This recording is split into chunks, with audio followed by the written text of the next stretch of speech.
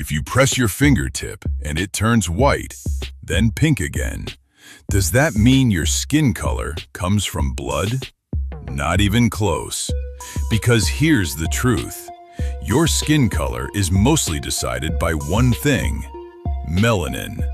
And in the next 2 minutes, I'll show you why that matters, and why two people can have the same number of skin cells, the same layers, but completely different skin tones. Let's break it down. Your skin has layers, like a protective shield. The top layer is the epidermis, and inside the deepest part of that epidermis live special cells called melanocytes, your body's natural pigment makers. These melanocytes produce melanin, a pigment that acts like a biological sunscreen. And here's the most important part. Most people have a similar number of melanocytes. What changes is how active they are and what type of melanin they produce. There are two main types: eumelanin, brown/black pigment, and pheomelanin, red/yellow pigment. More eumelanin activity generally means darker skin tones, because more pigment is being packaged and delivered to surrounding skin cells. So where does blood come into the story? Blood affects your undertone, not your skin color.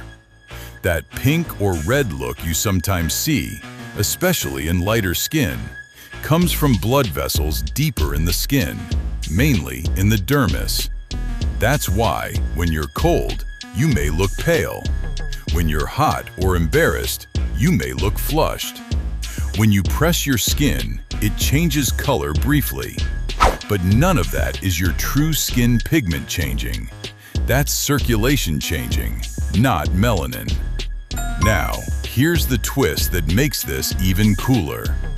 Melanin isn't just color, it's protection. It helps absorb and scatter UV radiation, reducing DNA damage in skin cells. That's why people whose ancestors lived closer to the equator, where sunlight is more intense, often evolved higher melanin activity as a protective advantage. And people from lower UV regions often evolved lower melanin activity to help the body make enough vitamin D from sunlight.